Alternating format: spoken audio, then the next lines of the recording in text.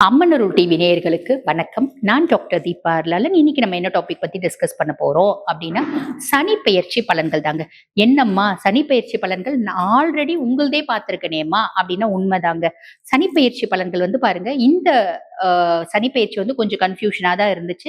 காரணம் என்ன அப்படின்னா, 29 மார்ச் 2025 சனி பகவான் கும்பத்துல இருந்து மீனத்துக்கு பயிற்சி ஆயிட்டாரு திருக்கணித பிரகாரம். புரியுதுங்களா? வாக்கிய பிரகாரம் 6/3/2026 தான் சனி பகவான் கும்பத்துல இருந்து மீனத்துக்கு பயிற்சி ஆகிறார். இப்ப இந்த மார்ச் மாசத்துல இருந்து இந்த மார்ச் மாசம் வரைக்கும், அதாவது ஏறக்குறைய வந்து பாத்தீங்கன்னா ஒரு வருஷ காலகட்டம் நடுவுல குழந்தைங்க பிறந்துச்சுங்க பாத்தீங்களா? அந்த குழந்தைங்க பிறந்த போது நிறைய பேரண்ட்ஸ் வந்து கேட்கறது உண்டு. மேடம் எங்களுக்கு திருக்கணித பிரகாரம் எங்களுக்கு வந்து ஜாதகம் எழுதி கொடுங்க. அவங்களுக்கு வந்து பாத்தீங்கன்னா சனி பகவான் மீனத்துல இருந்த மாதிரி எழுதி கொடுத்தோம் 29 மார்ச்ல இருந்து. வாக்கிய பிரகாரம் எங்களுக்கு வந்து ஜாதகம் எழுதி கொடுங்க அப்படின்றவங்களுக்கு சனி பகவான் கும்பத்துல இருக்க மாதிரி தான் எழுதி கொடுத்தோம். இப்படி என்றளவும் வந்து பாத்தீங்கன்னா வாக்கியத்தை ஃபாலோ பண்ற எத்தனையோ மக்கள் வந்து இருக்கதான் செய்யறாங்க. அது என்னங்க வாக்கியம் திருக்கணிதம் அப்படின்னா, இந்த திருக்கணிதம் அப்படின்றது ரொம்ப சிம்பிள்ங்க. Advanced version. இப்ப இந்த அட்வான்ஸ்டு பிசிக்ஸ், அட்வான்ஸ் மேத்தமெட்டிக்ஸ் அப்படி இருக்கு பாத்தீங்களா? வாக்கியம் தான் பேஸ். வாக்கியம் அப்படின்றது சித்தர்களும் முனிகளும் ரிஷிகளும் நம் முன்னோர்களும் பயன்படுத்தப்பட்டது அப்படிங்களா?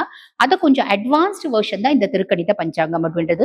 பெரும்பாலான ஜோதிடர்கள் திருக்கணிதம் ஃபாலோ பண்றது உண்டு. வாக்கியமே ஃபாலோ பண்ற பர்சனாலிட்டிஸும் இன்னும் இருக்கதான் செய்யறாங்க. மக்களும் மட்டும் இல்லாம ஜோதிடர்களும் அப்படின்னு சொல்லிக்கலாம்.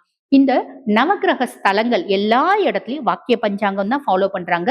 சனீஸ்வரனுடைய மிக பிரசித்தி பெற்ற கோயிலான திருநள்ளாறு தர்பாரண்யேஸ்வர கோயிலையும் வந்து பாத்தீங்கன்னா 6/3/2026 தான் சனி பகவான் கும்பத்துல இருந்து மீனத்துக்கு பயிற்சி ஆகிறார். ஆக வாக்கியத்தை தான் ஃபாலோ பண்றாங்க. வாக்கிய பஞ்சாங்கம் பிரகாரம் உங்க ராசிக்கு என்னென்ன மாதிரி பலன்கள் அப்படின்றத சொல்லியிருக்கேன். பொதுவா சனி நல்லா இருந்தாலும் சரி, நல்லா இல்லைனாலும் சரி, உதாரணத்துக்கு நம்ம சொல்லணும் அப்படின்னா சிம்மம் அஷ்டம சனியில இருக்கீங்க, கன்னி கண்டக சனியில இருக்கீங்க, அதே மாதிரி பாத்தீங்கன்னா தனுசு அர்த்தாஷ்டம சனியில இருக்கீங்க, கும்பம் பாத சனியில இருக்கீங்க, மீனம் ஜென்ம சனியில இருக்கீங்க. இவங்களுக்கு எல்லாம் சனி கொஞ்சம் ஃபேவரா இல்ல. அப்படி ஃபேவரா இல்லாத பர்சனாலிட்டிஸ் கூட வந்து பாத்தீங்கன்னா 1/6/2026 உங்களுக்கு வந்து பாத்தீங்கன்னா குரு பயிற்சி இருக்கு. குருனுடைய பார்வை சனி மேல படியுது. அப்ப 6ஆம் மாசம் வரைக்கும் தாங்க சின்ன சின்ன கஷ்டங்களும் இடையூறுகளும். அதுக்கப்புறம் எதுவுமே இல்லை, சௌக்கியமா இருப்பீங்க. ஆனா சனி தான் வந்து பாத்தீங்கன்னா உங்களுக்கு எடுக்கக்கூடிய ஒரு நிலையில இருக்கிறான் அப்படின்னாலும் சனி எப்ப கெடுக்க மாட்டான் அப்படின்னா, நீங்க பாட்டு நீங்க உண்டு உங்க வேலை உண்டு அப்படின்னு நியாயம் தவறாம நீதி தவறாம முடிஞ்ச வரைக்கும் நியாயத்தோட நம்ம தொழில் செஞ்சாலும், நம்ம பாட்டு நம்ம வேலையை செஞ்சாலும், கடின உழைப்பாளிகளா இருந்தாலும் சிவனேன்னு இருந்தாலும் சனி கெடுக்க மாட்டான். ஞாபகம் வச்சுக்கோங்க.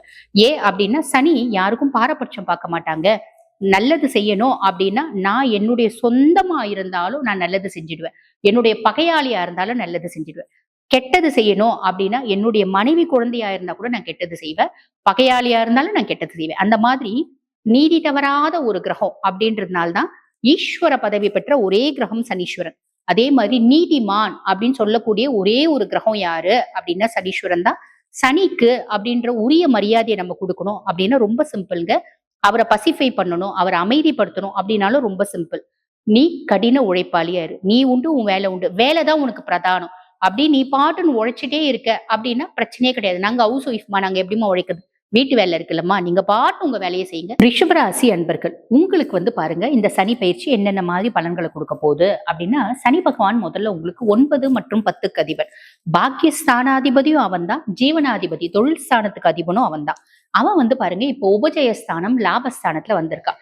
பொதுவா லாபஸ்தானத்துல ஒரு பாவி இருக்கான் அப்படின்னும் போது அபரிவிதமான நற்பலன்கள் அப்படின்றது வரதான் செய்யும். ஆனா இங்க இருக்க பாவி யாரு அப்படின்னா சனி பகவான். அபரிவிதமான நற்பலன்களை அப்படியே தூக்கி கொடுத்துருவானா? கண்டிப்பா கொடுக்க மாட்டான். நீ எந்த அளவுக்கு உழைக்கிறியோ அந்த அளவுக்கு நான் காசு கொடுக்குறேன் அப்படின்றதுதான்.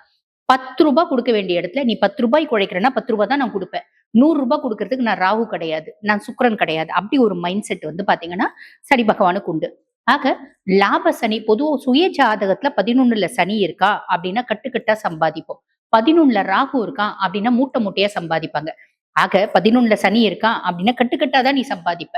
இருந்தாலும் 11ல சனி நம்மளுக்கு பெருத்த லாபம் அப்படின்றத கொடுப்பான். நீ எந்த அளவுக்கு உழைக்கிறியோ அந்த அளவுக்கு நான் லாபத்தை கொடுப்பேன். உழைக்கிறதுக்கு கஷ்டப்படக்கூடிய ராசியா வந்து ரிஷபம் அப்படின்னா, நம்ம வந்து 365 டேஸ் 24 ஹவர்ஸும் உழைக்கிறதுக்கு ரெடி அப்படின்னா ரிஷபம் வந்து பாத்தீங்கன்னா யார சொல்லலாம் அப்படின்னா ரிஷபத்தை தான் சொல்லலாம். செக்கு மாடு மாதிரி காளை மாதிரி நாங்க இன்னைக்கெல்லாம் வேலை செய்யறதுக்கு லாக்கி. இதுதான் ரிஷபம். அப்படிப்பட்ட ரிஷபராசி அன்பர்கள் நீங்க தொழில் அப்படின்னு கண்டிப்பா ஒண்ணு செய்யணும். காரணம் என்ன அப்படின்னா 10ல ராகு, 11ல வந்து பாத்தீங்கன்னா சனி, இப்படி நம்மளுக்கு நிறைய நல்ல விஷயங்கள் இருக்கு அப்படின்றதுனால அடுத்த சனி பயிற்சி வரைக்குமே ரிஷபத்துக்கான வருடம் அப்படின்னு சொல்லலாம். இந்த சனி பயிற்சி ஃபர்ஸ்ட் ரொம்ப சூப்பர் டூப்பரா இருக்கிறது யாருக்கு அப்படின்னா ரிஷபத்துக்கு தான். இந்த காலகட்டம் நமக்கு ஒரு பொற்காலம் அப்படின்னு சொல்லலாம். ப்ராப்பரா யூட்டிலைஸ் பண்ணிக்கணும். ரிஷபத்துல ஹோம் மேக்கர்ஸ், ஹவுஸ் ஒய்ஃப் அப்படின்ற பேச்சுக்கே இடம் இல்லை. எல்லா ரிஷபமா இருக்கீங்களா, எல்லா ரிஷபமும் வேலை செய்யணும், சம்பாதிக்கணும், சின்ன அளவிலாவது ஒரு தொழில் அதிபரா ஆகணும். இதுக்கான எல்லா ஆப்பர்ச்சுனிட்டியும் இந்த காலகட்டம் உண்டு அப்படிங்களாம். ஆக ரிஷபராசி அன்பர்கள் சனி லாப சனியா இருந்து அதுக்கும் மேல அவர் 1, 5, 8 பாக்குறாரு, உங்க சுயஸ்தானத்தை பாக்குறாரு. ஒரு மந்த நிலையும் வரும். அந்த மந்த நிலையை ஓவர் கம் பண்றீங்க அப்படின்னா சாதிக்கணும்ன்ற எண்ணமும் வரும், ஈகைத்தன்மையும் வரும். பூர்வீகம் சார்ந்து சொத்து பத்து வீடு வாசல் இருக்கு அப்படின்னா கைக்கு வரும். பூர்வீக சொத்து நமக்கு கைக்கு வரும். இப்படி நிறைய நல்ல விஷயங்கள் இருக்கு. ஆக ரிஷபம் தொழில் செய்யல அப்படின்னா கண்டிப்பா இந்த காலகட்டம் சனி பகவானை ப்ராப்பரா யூட்டிலைஸ் பண்ணிக்கோங்க.